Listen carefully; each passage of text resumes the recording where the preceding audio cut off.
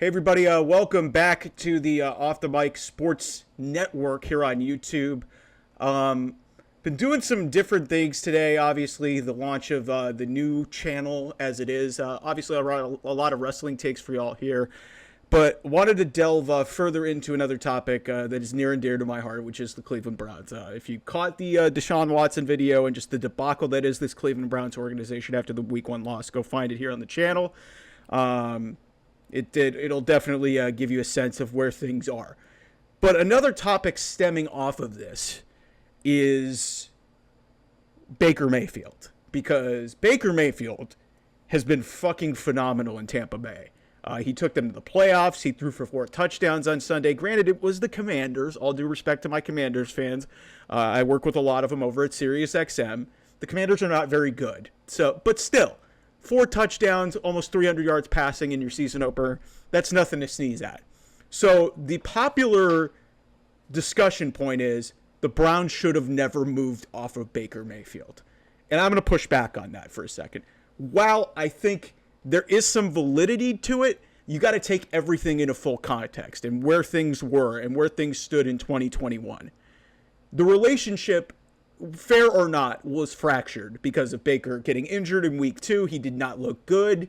There was some of his attitude and his behavior did not work the right way. And the Browns were facing a decision that they were going to go into the fifth-year option, which they did pick up, and rightfully so.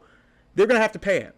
And they didn't want to go there yet because they felt that he hadn't shown enough, and it was just a case of bad timing, and it wasn't going to work out. And I just thought at that point the relationship really was not salvageable. So they move off of him. They were in a really tough spot because he had basically penned a letter saying goodbye to Cleveland, and this was right around the time that they were going to visit Deshaun Watson. And I've already gone down the road of how I hated the circumstances of how they were forced out of that sweepstakes, and then they came back with the $230 million contract. It was just gross desperation. And the Browns really did this to themselves because, I mean, yes, some of it is just bad luck, but at the same time, if a guy tells you no, I understand that you're desperate, but seeing everything at face value and looking at this, like, obviously hindsight's 2020, going after a guy who hadn't played in a year, who was going to get suspended, and you come out with that after you were basically told no, that's just really desperate, and it's really just like Colin Cowherd talks about low sports self-esteem. This is basically this organization, and it's one that I hold near and dear to my heart. So anyway, back to Baker Mayfield. He has been fucking awesome in Tampa Bay. But are we just supposed to forget that the place that he was traded to in the Carolina Panthers, he didn't get benched for Sam Darnold, who immediately got shipped out of there too, out of Carolina as well? So he lost the quarterback battle to Sam Darnold. He gets released, not even traded from Carolina, goes to the Rams. The only reason that he is starting is because Matt Stafford is out for the year. And he goes out and has a couple of really nice games at the end of the year, which I would argue gave him this opportunity with Tampa Bay. And he didn't get to come back with the Rams because the Rams have a franchise quarterback who's outstanding in Matthew Stafford. Guys, there's a lot of different pieces to this whole thing, but don't sit here and tell me that the Browns, would be better off with Baker Mayfield right now. We, honest to God, have no fucking idea if that was going to be any bit of true.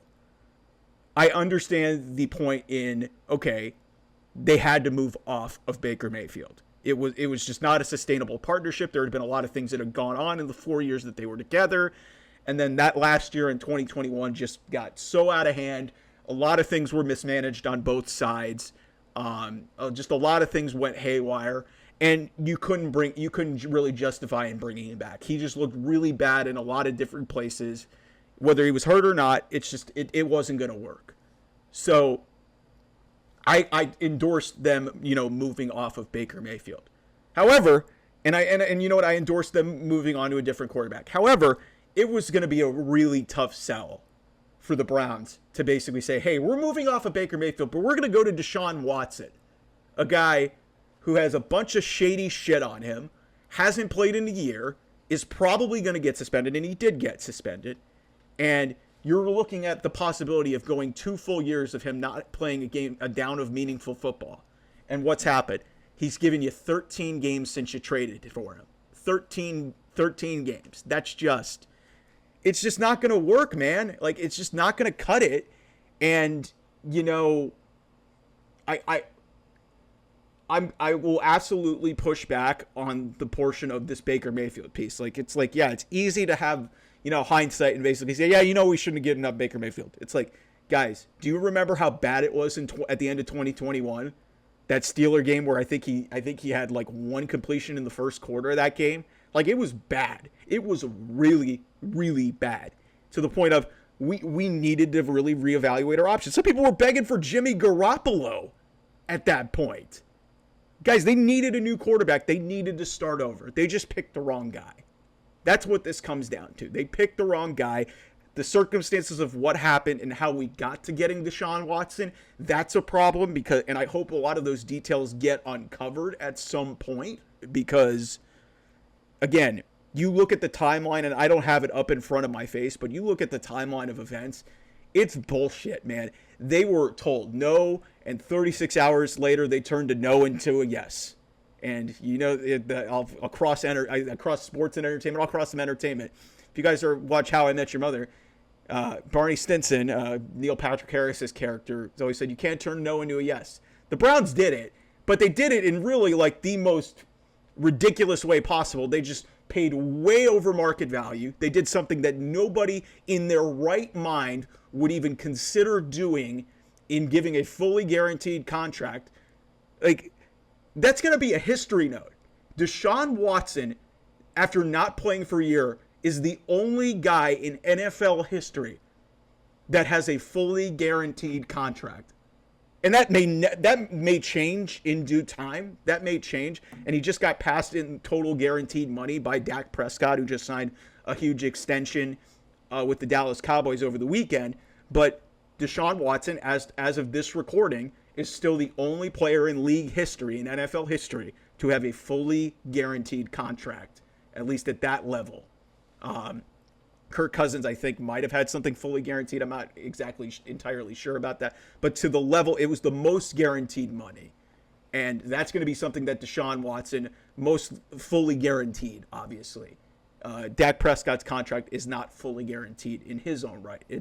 I think it's like somewhere around 231 out of like 240 that he signed for over the weekend. So, but yeah, the reality of this situation when it comes to Baker Mayfield and Deshaun Watson, I think people are losing it, and they're obviously just going for the hot topic of like, oh, hey, yeah, haha, Browns, yeah, they suck. And yeah, this organization's kind of gross and disgusting, and I really am, really pissed off at the circumstances that led to a lot of things that transpired. But when it comes to Baker Mayfield, good for him. I'm proud of him, man.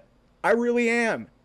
It takes a lot to get beaten down like the way that he did in Cleveland, have to be humbled to that point, go to another place, flame out there, have to basically work your way, pick yourself back up, take advantage of the opportunity that you had. Very Baker Mayfield-esque if you followed his career.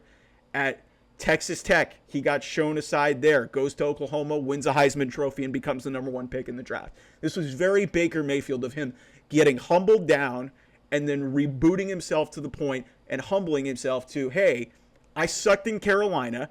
I go to the Rams with a great coach in Sean McVay, parlay a couple really great games into a prove-it contract with the Tampa Bay Buccaneers, beat out Kyle Trask to be the successor of Tom Brady, which is another impressive part about this whole thing, and then grow into a leader in an organization that has a very winning culture and take them to the playoffs and have an outstanding season and get yourself extended. Good for him.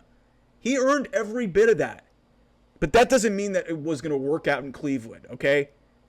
So leave that element out of this. This should totally be about the Browns just grossly overpaying for a piece of shit who sucks and is washed up, and they need to rid themselves of him. So let's make these two things exclusive to one another and not bring them together, because they're two separate issues. If you think about, if you want to just be like, short-sighted about the whole thing and just lump these two together because Baker was the quarterback before Deshaun, that's just not a fair assessment of this whole thing. If you look at everything that happened, Baker, the Browns were warranted. It was valid for them to want to move off of Baker Mayfield. I don't think Deshaun Watson was the right guy, and they got really desperate because of a situation that they put themselves in. But that's a separate issue from the fact that they were right to move off of Baker Mayfield. And just going and having this revisionist history take is really stupid. So stop it. I'm begging y'all, stop it. You can beat this issue with a dead horse, and that the Browns are terrible at quarterback, and that the one guy that won them a playoff game in the last 20 years is on another team, and they screwed that up.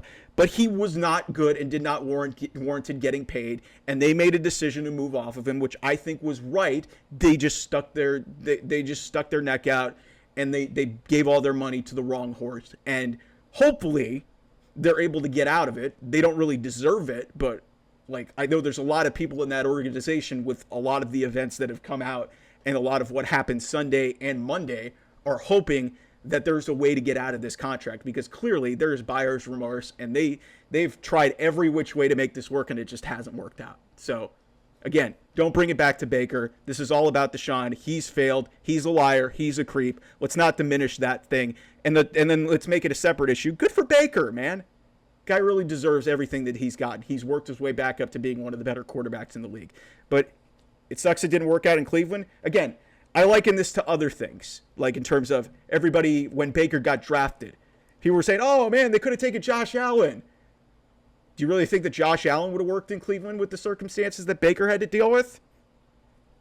Guys, not everything is just as clear as, like, you can just make a take and just generalize stuff. It's just not how it works out. So, again, this really comes back to you can't lump things together. And I think in a lot of ways, if you're going to generalize this to the point of, oh, Baker's a better quarterback than Deshaun, we should have never given him up, I think that's letting Deshaun off the hook a lot. He's been awful. They gave him all that money because he convinced them, and this is also on the Browns to a degree too. Deshaun convinced them that he was still good and that he was not a deplorable human being.